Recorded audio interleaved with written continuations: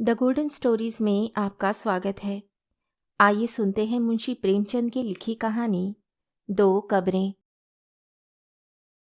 अब ना वह यौवन है, ना वह नशा, ना वह उन्माद।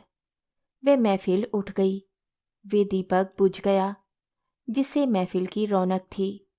वह प्रेम मूर्ति कब्र की गोद में सो रही है।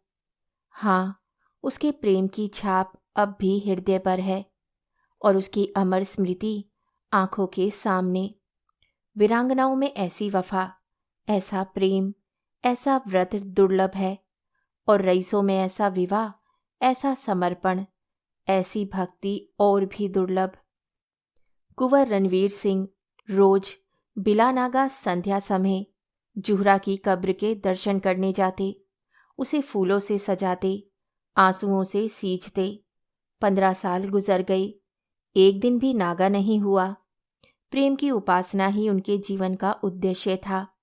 उस प्रेम का जिसमें उन्होंने जो कुछ देखा वही पाया और जो कुछ अनुभव किया उसी की याद अब भी उन्हें मस्त कर देती है।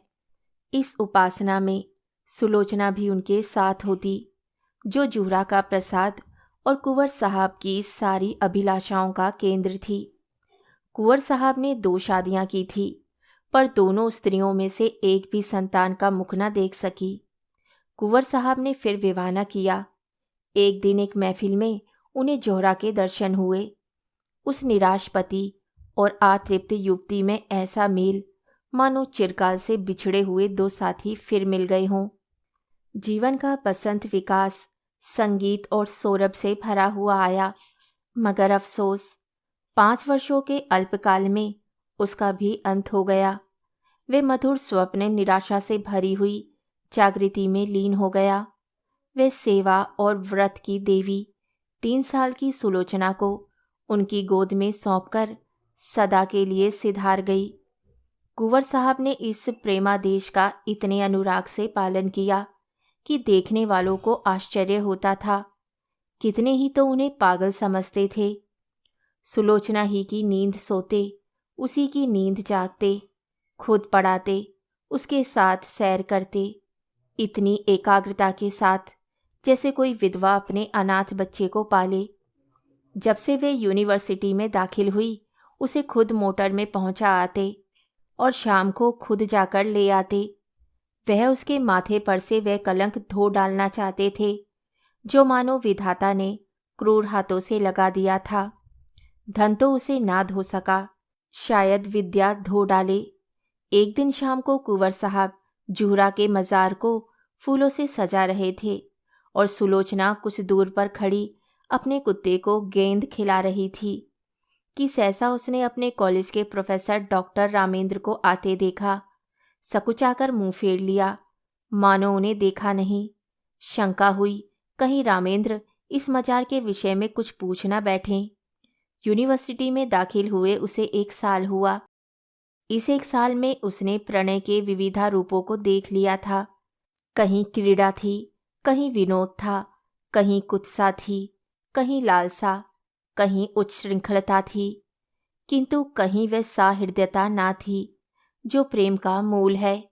केवल रामेंद्र ही एक ऐसे सज्जन थे जिन्हें अपनी ओर ताकते देखकर उसके हृदय में सनसनी होने लगती। पर उनकी आंखों में कितनी विवशता, कितनी पराजय, कितनी वेदना छिपी होती थी। रामेंद्र ने कुंवर साहब की ओर देखकर कहा, तुम्हारे बाबा इस कब्र पर क्या कर रहे हैं?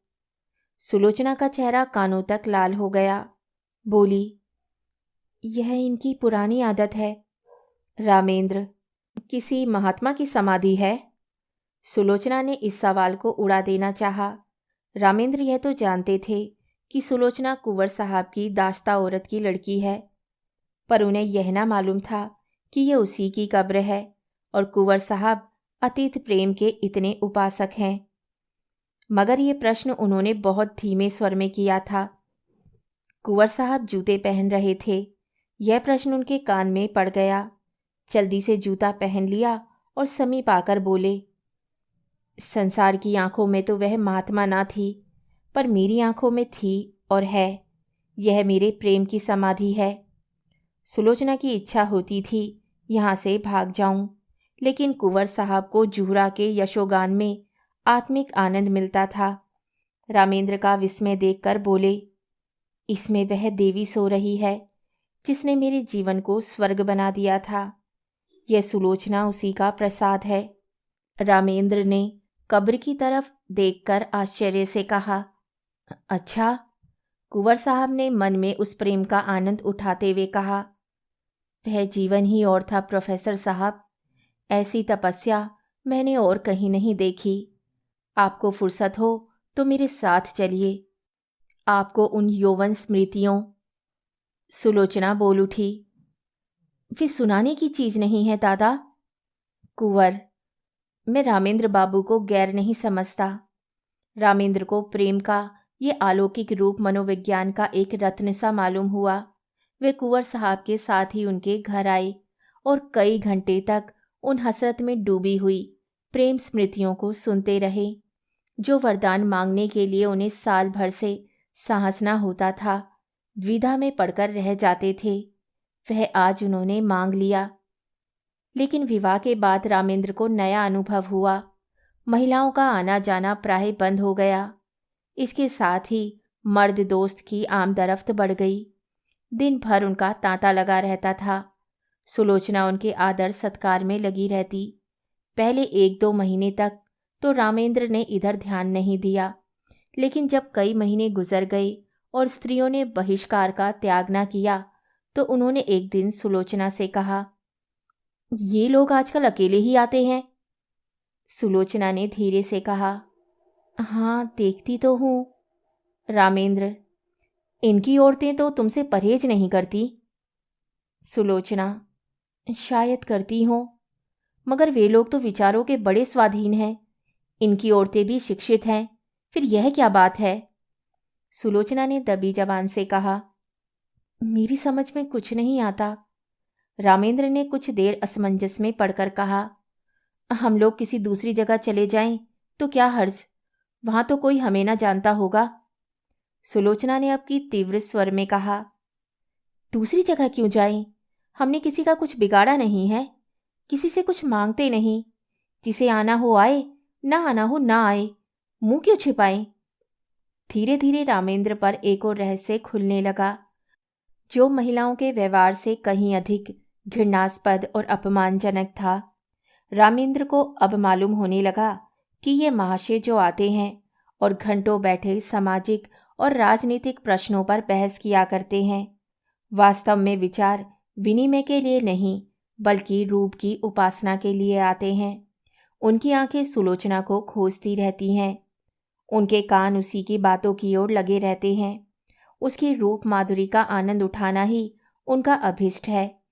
यहाँ उन्हें वह संकोच नहीं होता जो किसी भले आदमी की बहू बेटी की ओर आंखें नहीं उठने देता।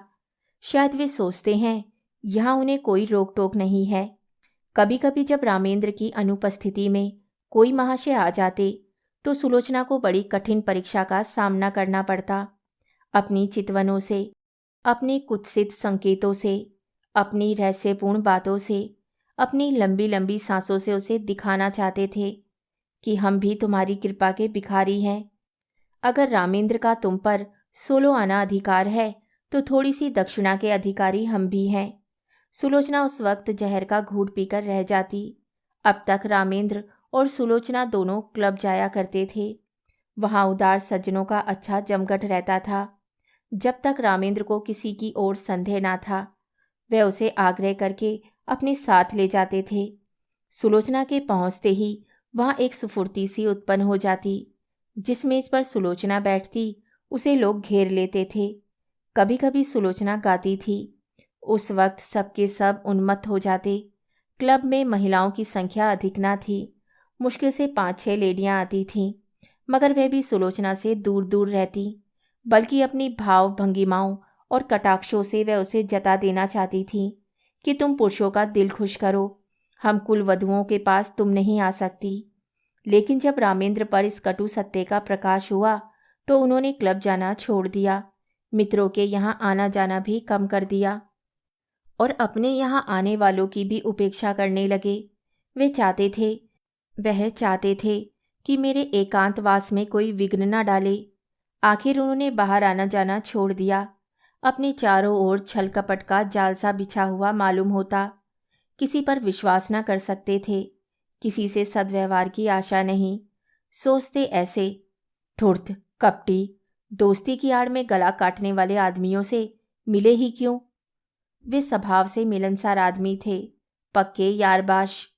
यह एकांतवास जहाँ न कोई सैर थी, न विनोद, न कोई चहल पहल, उनके लिए कठिन कारावास से कम न था। यद्यपि कर्म और वचन से सुलोचना की दिलजोई करते रहते थे, लेकिन सुलोचना की सूक्ष्म और सशंक आंखों से अब ये बात छिपी न थी कि वे अवस्था इनके लिए दिन दिन असह्य होती जाती थी। वे दिल में सोचती, इनकी ये दशा मेरे ही कारण तो है, मैं ही तो इनके जीवन का कांटा हो गई। एक दिन उसने रामेंद्र से कहा, आजकल क्लब क्यों नहीं चलते? कई सप्ताह हुए घर से निकलते तक नहीं।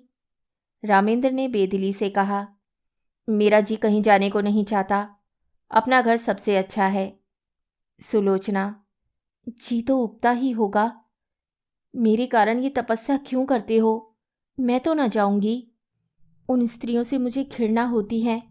उनमें एक भी ऐसी नहीं जिसके दामन पर काले दाग ना हो, लेकिन सब सीता बनी फिरती हैं। मुझे तो उनकी सूरत से चिढ़ हो गई है। मगर तुम क्यों नहीं जाते? कुछ दिल ही बहल जाएगा। रामेंद्र, दिल नहीं पत्थर बहलेगा।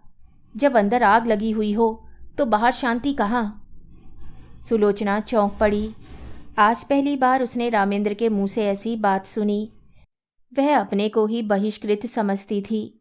अपना अनादर जो कुछ था उसका था। रामेंद्र के लिए तो अब भी सब दरवाजे खुले हुए थे। वे जहाँ चाहे जा सकते हैं, जिनसे चाहे मिल सकते हैं। उनके लिए कौन सी रुकावट है? लेकिन नहीं, अगर उन्होंने किसी कुलीन स्त्री से विवाह किया होता तो उनकी ये दशा क्यों होती? प्रतिष्ठित घरानों की औरतें आती, आपस में मैत्री बढ़ती, जीवन सुख से कटता, रेशम का पैबंद लग जाता। अब तो उसमें टाट का पैबंद लग गया। मैंने आकर सारे तालाब को गंदा कर दिया। उसके मुख पर उदासी छा गई। रामेंद्र को भी तुरंत मालूम हो गया कि उनकी जबान से एक ऐसी बात निकल गई जिसके दो अर्थ हो सकते हैं। उन्होंने फौरन बात बनाई, क्या तुम समझती हो कि हम और तुम अलग अलग हैं? हमारा और तुम्हारा जीवन एक है। जहाँ तुम्हारा आदर नहीं, वहाँ मैं कैसे जा सकता हूँ? फिर मुझे भी समाज के इन रंगे सियारों से घृणा हो रही है। मैं इन सबों के कच्चे चिट्ठे जानता हूँ। पद या उपाधि या धन से किसी की आत्मा शुद्ध नहीं हो जाती। जो ये लोग करते हैं, वे अगर कोई नीचे दर्जे का आदमी करता, उसे कहीं मुंह दिखाने की हिम्मत ना होती। मगर यह लोग अपनी सारी बुराइयां उदारतावाद के पर्दे में छिपाते हैं। इन लोगों से दूर रहना ही अच्छा। सुलोचना का चित्त शांत हो गया। दूसरे साल सुलोचना की गोद में एक चांद-सी बालिका का उदय हुआ। उसका नाम रखा गया शोभा। कुंवर साहब का स्वास्थ्य इन दिनों कुछ अच्छा ना था। मसूरी गए थे। ये खबर पाते ही रामेंद्र को ताड़ दिया कि जच्चा और बच्चा को लेकर यहाँ आ जाओ।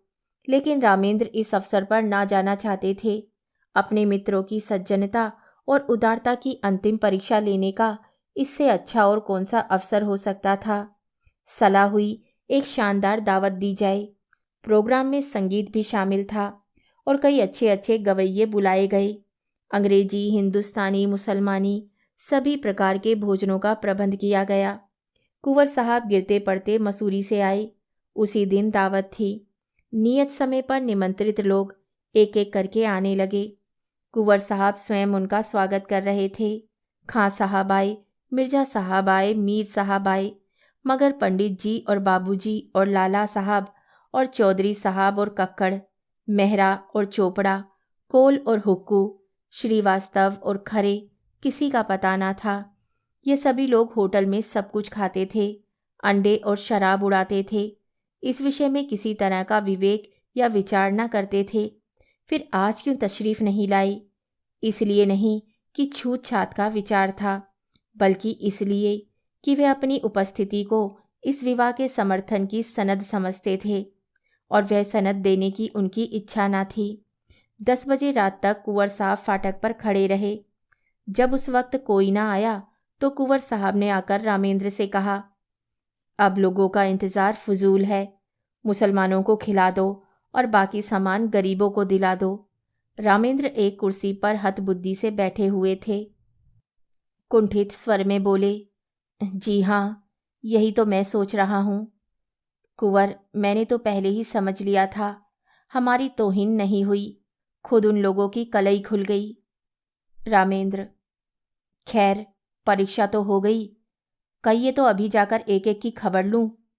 कुंवर साहब ने विस्मित होकर कहा, क्या उनके घर जाकर? रामेंद्र, जी हाँ, पूछूं कि आप लोग जो समाज सुधार का राग अलापते फिरते हैं वह किस बल पर?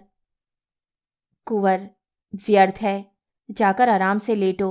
नेक और बद की सबसे बड़ी पहचान अपना दिल है। अगर हमारा दिल गवाही दे कि ये काम बुरा नहीं तो फिर सारी दुनिया मुंह फेर ले, हमें किसी की परवाह न करनी चाहिए। रामेंद्र, लेकिन मैं इन लोगों को यूं ना छोड़ूंगा, एक एक की बखिया उधेड़ कर न रख दूं तो नाम नहीं। ये कहकर उन्होंने पत्तल और सकोरे उठवा उठवा कर कंगालों को देना शुरू किया। रामेंद्र सैर करके लौटे ही थे कि वैश्याओं का एक दल सुलोचना को बधाई देने के लिए आ पहुंचा। जूहरा की एक सगी भतीजी थी, गुलनार। सुलोचना के यहाँ पहले बराबर आती जाती थी, इधर 2 साल से ना आई थी। यह उसी का बधावा था। दरवाजे पर अच्छी खासी भीड़ हो गई थी। रामेंद्र ने ये शोरगुल सुना। गुलनार ने आगे बढ़कर उन्हें सलाम किया और बोली, बाबूजी, बेटी मुबारक, बधावा लाई हूँ। रामेंद्र पर मानो लकवा सा गिर गया, सिर झुक गया और चेहरे पर कालीमा सी पुत गई। न मुंह से बोले, न किसी को बैठने का इशारा किया, न वहाँ से हिले, बस मूर्तिवत खड़े रह गए। एक बाजारी औरत से नाता पैदा करने का ख्याल इतना लज्जास्पद था, इतना जघन्य कि उसके सामने सज्जनता भी मौन रह गई। इतना शिष्टाचार भी ना कर सके कि सबों को कमरे में ले जाकर बिठा तो देते। आज पहली ही बार उन्हें अपने अधःपतन का अनुभव हुआ। मित्रों की कुटिलता और महिलाओं की उपेक्षा को वह उनका अन्याय समझते थे, अपना अपमान नहीं। लेकिन ये बधावा उनकी अबाध उदारता के लिए भी भारी था। सुलोचना का जिस वातावरण में पालन पोषण हुआ था वह एक प्रतिष्ठित हिंदू कुल का वातावरण था। ये सच है कि अब भी सुलोचना नित्य जूहरा के मज़ार की परिक्रमा करने जाती थी, मगर जूहरा अब एक पवित्र स्मृति थी, दुनिया की मलिनताओं और कलुषताओं से रहित। गुलनार से नातेदारी और परस्पर का निभा दूसरी बात थी। जो लोग तस्वीरों के सामने सिर झुकाते हैं, उन पर फूल चढ़ाते हैं, वे भी तो मूर्ति पूजा की निंदा करते हैं। एक स्पष्ट है, दूसरा सांकेतिक, एक प्रत्यक्ष है, दूसरा आंखों से छिपा हुआ। सुलोचना अपने कमरे में चिक्की आड़ में खड़ी रामेंद्र का असमंजस और शोभ देख रही थी। जिस समाज को उसने अपना उपास्य बनाना चाहा था, जिसके द्वार पर सिजदे करते उसे बरसों हो गए थे, उसकी तरफ से निराश होकर उसका हृदय इस समय उससे विद्रोह करने पर तुला हुआ था। उसके जी में आता था, गुलनार को बुलाकर गले लगा लूं। जो लोग मेरी बात भी नहीं पूछते, उनकी खुशामद क्यों करूं? ये बेचारियां इतनी दूर से आई हैं, मुझे अपना ही समझकर तो। उनके दिल में प्रेम तो है, ये मेरे दुख सुख में शरीक होने को तैयार तो हैं। आखिर रामेंद्र ने सिर उठाया और शुष्क मुस्कान के साथ गुलनार से बोले, आइए, आप लोग अंदर चलिए आइए। यह कहकर वे आगे आगे रास्ता दिखाते हुए दीवान खाने की ओर चले कि सहसा मेहरी निकली और गुलनार के हाथ में एक पुर्जा देकर चली गई। गुलनार ने वह पुर्जा लेकर देखा और उसे रामेंद्र के हाथ में देकर वह खड़ी हो गई। रामेंद्र ने पुर्जा देखा, लिखा था, बहन गुलनार, तुम यहाँ नाहक आई, हम लोग यूं ही बदनाम हो रहे हैं, अब और बदनाम मत करो। पधावा वापस ले जाओ। कभी मिलने का जी चाहे तो रात को आना और अकेली। मेरा जी तुमसे गले लिपटकर रोने के लिए तड़प रहा है, मगर मजबूर हूं। रामेंद्र ने पुर्जा फाड़कर फेंक दिया और उदंड होकर बोले, इन्हें लिख दो, मैं किसी से नहीं डरता। अंदर जाओ। गुलनार ने एक कदम पीछे फिरकर कहा। नहीं बाबूजी, अब हमें आज्ञा दीजिए। 1 मिनट तो रुको। गुलनार। जी नहीं, 1 सेकंड भी नहीं। गुलनार के चले जाने के बाद रामेंद्र अपने कमरे में जा बैठे। जैसी पराजय उन्हें आज हुई वैसी पहले कभी नहीं हुई। वह आत्माभिमान, वह सच्चा क्रोध जो अन्याय के ज्ञान से पैदा होता है, लुप्त हो गया। उसकी जगह लज्जा थी, ग्लानि थी। इसे बधावे की क्यों सूझ गई? यों तो कभी आती जाती ना थी, आज ना जाने कहाँ से फट पड़ी। कुंवर साहब होंगे इतने उदार, उन्होंने जुहरा के नातेदारों से भाईचारे का निभा किया होगा। मैं इतना उदार नहीं हूँ। कहीं सुलोचना छिपकर इसके पास आती जाती तो नहीं। लिखा भी तो है कि मिलने का जी चाहे तो रात को आना, और अकेली क्यों ना हो। खून तो वही है, मनोवृत्ति वही, विचार वही, आदर्श वही। माना कुंवर साहब के घर में पालन पोषण हुआ, मगर रक्त का प्रभाव इतनी जल्दी नहीं मिट सकता। अच्छा, तो दोनों बहनें मिलती होंगी तो उनमें क्या बातें होती होंगी? इतिहास या नीति की चर्चा तो हो ही नहीं सकती। वही निर्लजता की बातें होती होंगी। गुलनार अपना वृतांत कहती होगी। उस बाजार के खरीदारों और दुकानदारों के गुण दोषों पर बहस होती होगी। यह तो हो ही नहीं सकता कि गुलनार इसके पास आते ही अपने को भूल जाए और कोई भद्दी, अनर्गल और कलुषित बात ना करे। एक क्षण में उनके विचारों ने पलटा खाया। मगर आदमी बिना किसी से मिले जुले रह भी तो नहीं सकता। यह भी तो एक तरह की भूख है। भूख में अगर शुद्ध भोजन ना मिले तो आदमी झूठा खाने से भी परहेज नहीं करता।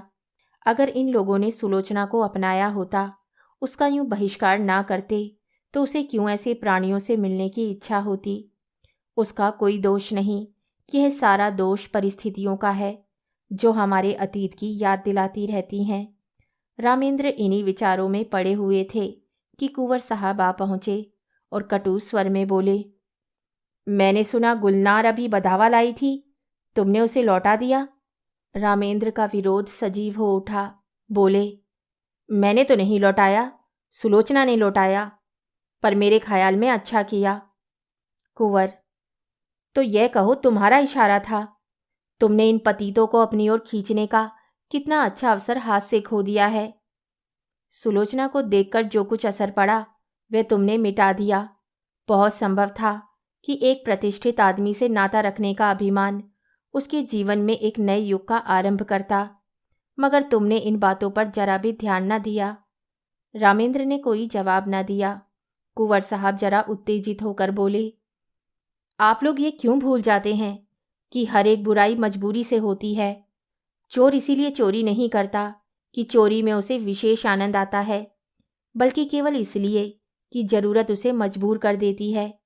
हाँ, वह जरूरत वास्तविक है या काल्पनिक, इसमें मतभेद हो सकता है।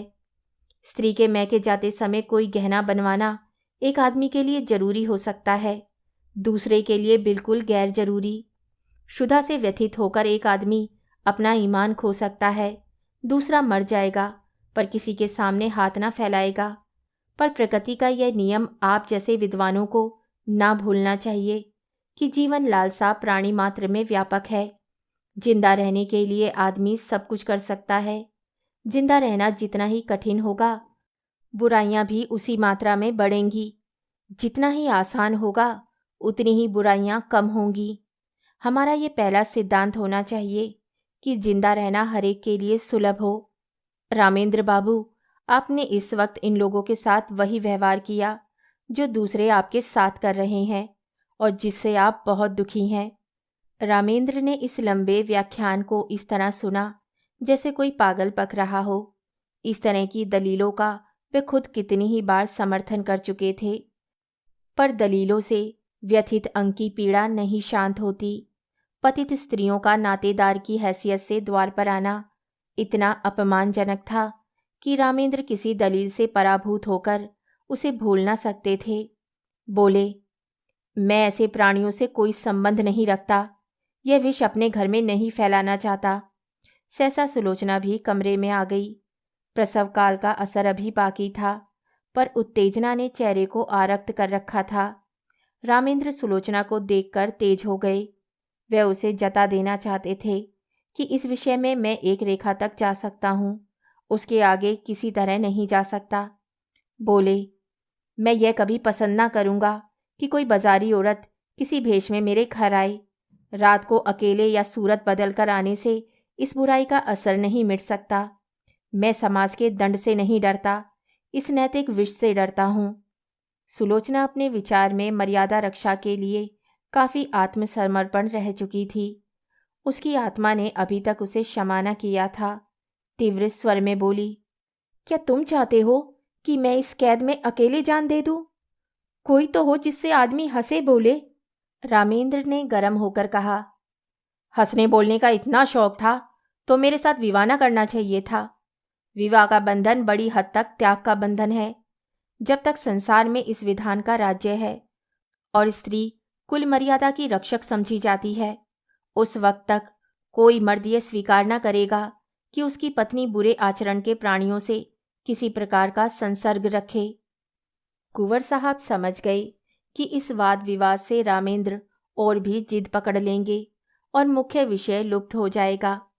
इसलिए नम्र स्वर में बोले, लेकिन बेटा, ये क्यों ख्याल करते हो कि ऊंचे दर्जे की पढ़ी लिखी स्त्री दूसरों के प्रभाव में आ जाएगी, अपना प्रभाव न डालेगी?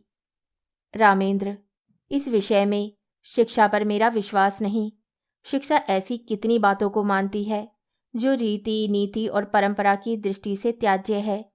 अगर पांव फिसल जाए तो हम उसे काटकर फेंक नहीं देते, पर मैं इसके सामने सिर झुकाने को तैयार नहीं हूँ। मैं स्पष्ट कह देना चाहता हूँ कि मेरे साथ रहकर पुराने संबंधों का त्याग करना पड़ेगा। इतना ही नहीं, मन को ऐसा बना लेना पड़ेगा कि ऐसे लोगों से उसे खुद घृणा हो। हमें इस तरह अपना संस्कार करना पड़ेगा कि समाज अपने अन्याय पर लज्जित हो, न यह कि हमारे आचरण ऐसे भ्रष्ट हो जाएं कि दूसरों की निगाह में यह तिरस्कार औचित्य का स्थान पा जाए। सुलोचना ने उद्यत होकर कहा, स्त्री इसके लिए मजबूर नहीं है कि वह आपकी आंखों से देखे और आपके कानों से सुने। उसे यह निश्चय करने का अधिकार है कि कौन सी चीज उसके हित की है, कौन सी नहीं। कुंवर साहब भयभीत होकर बोले, सिल्लो, तुम भूल ही जाती हो कि बातचीत में हमेशा मुलायम शब्दों का व्यवहार करना चाहिए। हम झगड़ा नहीं कर रहे हैं, केवल एक प्रश्न पर अपने अपने विचार प्रकट कर रहे हैं। सुलोचना ने निर्भीकता से कहा, जी नहीं, मेरे लिए बेड़ियां तैयार की जा रही हैं। मैं इन बेड़ियों को नहीं पहन सकती। मैं अपनी आत्मा को उतना ही स्वाधीन समझती हूँ जितना कोई मर्द समझता है। रामेंद्र ने अपनी कठोरता पर कुछ लज्जित होकर कहा, मैंने तुम्हारी आत्मा की स्वाधीनता को छीनने की कभी इच्छा नहीं की, और ना मैं इतना विचारहीन हूँ। शायद तुम भी इसका समर्थन करोगी, लेकिन क्या तुम्हें विपरीत मार्ग पर चलते देखूं तो मैं तुम्हें समझा भी नहीं सकता। सुलोचना, उसी तरह जैसे मैं तुम्हें समझा सकती हूँ, तुम मुझे मजबूर नहीं कर सकते। मैं इसे नहीं मान सकता सुलोचना। अगर मैं अपने किसी नातेदार से मिलने जाऊं तो आपकी इज्जत में बट्टा लगता है। क्या इसी तरह आप ये स्वीकार करेंगे कि आपका व्यभिचारियों से मिलना जुलना मेरी इज्जत में दाग लगाता है? हाँ हाँ, मैं मानता हूँ। सुलोचना, आपका कोई व्यभिचारी भाई आ जाए तो आप उसे दरवाजे से भगा देंगे? तुम मुझे इसके लिए मजबूर नहीं कर सकती सुलोचना। और आप मुझे मजबूर कर सकते हैं? बेशक। क्यों? इसीलिए कि मैं पुरुष हूं, इस छोटे से परिवार का मुख्य अंग हूं। इसीलिए कि तुम्हारे ही कारण मुझे। रामेंद्र कहते कहते रुक गए, पर सुलोचना उनके मुंह से निकलने वाले शब्दों को ताड़ गई। उसका चेहरा तमतमा उठा, मानो छाती में बरछी सी लग गई। मन में ऐसा उद्वेग उठा कि इसी क्षण घर छोड़कर सारी दुनिया से नाता तोड़कर चली जाऊं और फिर इन्हें कभी मुंह ना दिखाऊं। अगर इसी का नाम विवाह है कि किसी की मर्जी की गुलाम होकर रहूं, अपमान सहन करूं, तो ऐसे विवाह को दूर ही से सलाम है। वह तैश में आकर कमरे से निकलना चाहती थी कि कुंवर साहब ने लपक कर उसे पकड़ लिया और बोले, क्या करती हो बेटी? घर में जाओ, क्यों रोती हो? अभी तो मैं जीता हूँ, तुम्हें क्या गम है? रामेंद्र बाबू ने कोई ऐसी बात नहीं कही और ना कहना चाहते थे। फिर आपस की बातों पर क्या बुरा मानना। किसी अवसर पर तुम भी जो जी में आए कह लेना। यो समझाते हुए कुंवर साहब उसे अंदर ले गए। वास्तव में सुलोचना कभी गुलनार से मिलने की इच्छुक ना थी। वह उससे स्वयं भागती थी। एक क्षणिक आवेश में उसने गुलनार को वह पुर्जा लिख दिया था। मन में स्वयं समझती थी इन लोगों से मेल जोल रखना मुनासिब नहीं, लेकिन रामेंद्र ने यह विरोध किया। यही उसके लिए असह्य था। यह मुझे मना क्यों करें? क्या मैं इतना भी नहीं समझती? क्या इन्हें मेरी ओर से इतनी शंका है? इसीलिए तो कि मैं कुलीन नहीं हूं। मैं अभी अभी गुलनार से मिलने जाऊंगी, चिद्दन जाऊंगी। देखो मेरा क्या करते हैं। लाड़ प्यार में पली हुई सुलोचना को कभी किसी ने तीखी आंखों से ना देखा था। कुंवर साहब उसकी मर्जी के गुलाम थे। रामेंद्र भी इतने दिनों उसका मुंह जोते रहे। आज अकस्मात ये तिरस्कार और फटकार पाकर उसकी स्वेच्छा, प्रेम और आत्मीयता के सारे नातों को पैरों से कुचल डालने के लिए विकल हो उठी। वह सब कुछ सह लेगी, पर यह धौंस, यह अन्याय, यह अपमान उससे ना सहा जाएगा। उसने खिड़की से सर निकालकर कोचवान को पुकारा और बोली, गाड़ी लाओ, मुझे चौक जाना है, अभी लाओ। कुंवर साहब ने चुमकार कर कहा, बेटी सिल्लो, क्या कर रही हो? मेरे ऊपर दया करो। इस वक्त कहीं मत जाओ, नहीं हमेशा के लिए पछताना पड़ेगा। रामेंद्र बाबू भी बड़े गुस्सेवर आदमी हैं, फिर तुमसे बड़े हैं, ज़्यादा विचारवान हैं। उन्हीं का कहना मान जाओ। मैं तुमसे सच कहता हूँ, तुम्हारी माँ जब थी तो कई बार ऐसी नौबत आई कि मैंने उनसे कहा घर से निकल जाओ, पर उस प्रेम की देवी ने कभी ड्योढ़ी के बाहर पाँव नहीं निकाला। इस वक्त धैर्य से काम लो। मुझे विश्वास है जरा देर में रामेंद्र बाबू खुद लज्जित होकर तुम्हारे पास अपराध क्षमा कराने आएंगे। सहसा रामेंद्र ने आकर पूछा, गाड़ी क्यों मंगवाई? कहाँ जा रही हो? रामेंद्र का चेहरा इतना क्रोधोन्मत्त हो रहा था कि सुलोचना सहम उठी। दोनों आंखों से ज्वाला सी निकल रही थी, नथुने फड़क रहे थे, पिंडलियां कांप रही थी। ये कहने की हिम्मत ना पड़ी कि गुलनार के घर जाती हूँ। गुलनार का नाम सुनते ही शायद ये मेरी गर्दन पर सवार हो जाएंगे। इस भय से वे कांप उठी। आत्मरक्षा का भाव प्रबल हो गया। बोली, जरा अम्मा के मज़ार तक जाऊंगी। रामेंद्र ने डांट कर कहा, कोई जरूरत नहीं वहां जाने की। सुलोचना ने कातर स्वर में कहा, क्यों? अम्मा के मज़ार तक जाने की भी रोक है? रामेंद्र ने उसी ध्वनि में कहा, हाँ। तो फिर अपना घर संभालो, मैं जाती हूँ। जाओ, तुम्हारे लिए क्या, यह ना सही दूसरा घर सही। अभी तक तस्मा बाकी था, वह कट गया।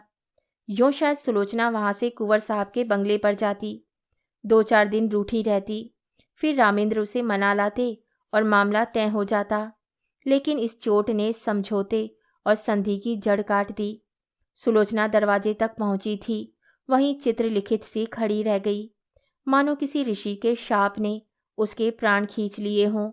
वहीं बैठ गई, ना कुछ बोल सकी, ना कुछ सोच सकी। जिसके सिर पर बिजली गिर पड़ी हो, वह क्या सोचे, क्या रोए, क्या बोले। रामेंद्र के वे शब्द बिजली से कहीं अधिक घातक थे। सुलोचना कब तक वहां बैठी रही, उसे कुछ खबर ना थी। जब उसे कुछ होश आया तो घर में सन्नाटा छाया हुआ था। घड़ी की तरफ आंख उठी, 1 बज रहा था। सामने आराम कुर्सी पर कुंवर साहब नवजात शिशु को गोद में लिए सो रहे थे। सुलोचना ने उठकर बरामदे में झांका। रामेंद्र अपने पलंग पर लेटे हुए थे। उसके जी में आया, इसी वक्त इन्हीं के सामने जाकर कलेजे में छुरी मार लूं और इन्हीं के सामने तड़प तड़प कर मर जाऊं। वे घातक शब्द याद आ गए। इनके मुंह से ऐसे शब्द निकले क्यों कर? इतनी चतुर, इतने उदार और इतने विचारशील होकर भी यह जुबान पर ऐसे शब्द क्यों कर ला सके? उसका सारा सतीत्व भारतीय आदर्शों की गोद में पली हुई भूमि पर आसक्त पड़ी हुई अपनी दीनता पर रो रहा था। वह सोच रही थी, अगर मेरे नाम पर यह दाग ना होता, मैं भी कुलीन होती, तो क्या यह शब्द इनके मुंह से निकल सकते थे? लेकिन मैं दलित हूँ, बदनाम हूँ, त्याज्य हूँ, मुझे सब कुछ कहा जा सकता है। उफ, इतना कठोर हृदय! क्या वे किसी दशा में भी रामेंद्र पर इतना कठोर प्रहार कर सकती थी? बरामदे में बिजली की रोशनी थी। रामेंद्र के मुख पर शोभ या ग्लानि का नाम भी न था। क्रोध की कठोरता अब तक उसके मुख को विकृत किए हुए थी। शायद इन आंखों में आंसू देखकर अब भी सुलोचना के आहत हृदय को तस्कीन होती, लेकिन वहां तो अभी तक तलवार खिंची हुई थी। उसकी आंखों में सारा संसार सूना हो गया। सुलोचना फिर अपने कमरे में आई। कुंवर साहब की आंखें अब भी बंद थी। इन चंद घंटों ही में उनका तेजस्वी मुख कांतिहीन हो गया था। गालों पर आंसुओं की रेखाएं सूख गई थी। सुलोचना ने उनके पैरों के पास बैठकर सच्ची भक्ति के आंसू बहाए। हाय, मुझ अभागिनी के लिए इन्होंने कौन कौन से कष्ट नहीं झेले, कौन कौन से अपमान नहीं सहे। अपना सारा जीवन ही मुझ पर अर्पण कर दिया, और उसका ये हृदय विदारक अंत। सुलोचना ने फिर बच्ची को देखा, मगर उसका गुलाब का सा विकसित मुंह देखकर भी उसके हृदय में ममता की तरंग न उठी। उसने उसकी तरफ से मुंह फेर लिया। यही वह अपमान की मूर्तिवान वेदना है जो इतने दिनों मुझे भोगनी पड़ी। मैं इसके लिए क्यों अपने प्राण संकट में डालूं? अगर उसके निर्दयी पिता को उससे प्रेम है तो उसको पाले, और एक दिन वह भी उसी तरह रोए जिस तरह आज मेरे पिता को रोना पड़ रहा है। ईश्वर, अब की अगर जन्म देना तो किसी भले आदमी के घर जन्म देना। जहाँ जोहरा का मज़ार था उसी के बगल में एक दूसरा मज़ार बना हुआ है। जोहरा के मज़ार पर घास जम गई है, जगह जगह से चूना गिर गया है, लेकिन दूसरा मज़ार बहुत साफ सुथरा और सजा हुआ है। उसके चारों तरफ गमले रखे हुए हैं और मज़ार तक जाने के लिए गुलाब के बेलों की रविशें बनी हुई हैं। शाम हो गई है। सूर्य की क्षीण उदास पीली किरणें मानो उस मज़ार पर आंसू बहा रही है। एक आदमी एक 3-4 साल की बालिका को गोद में लिए हुए आया और उस मज़ार को अपने रुमाल से साफ करने लगा। रविशों में जो पत्तियां पड़ी थीं उन्हें चुनकर साफ किया और मज़ार पर सुगंध छिड़कने लगा। बालिका दौड़ दौड़कर तितलियों को पकड़ने लगी। यह सुलोचना का मज़ार है। उसकी आखिरी नसीहत थी कि मेरी लाश जलाई न जाए, मेरी माँ की बगल में मुझे सुला दिया जाए। कुंवर साहब तो सुलोचना के बाद 6 महीने से ज़्यादा न चल सके। हाँ, रामेंद्र अपने अन्याय का पश्चाताप कर रहे हैं। शोभा अब 3 साल की हो गई है और उसे विश्वास है कि एक दिन उसकी माँ इसी मज़ार से निकलेगी। कहानी सुनने के लिए धन्यवाद। तो इसी के साथ मैं आपसे विदा लेती हूँ और कल फिर मिलती हूँ एक नई कहानी के साथ।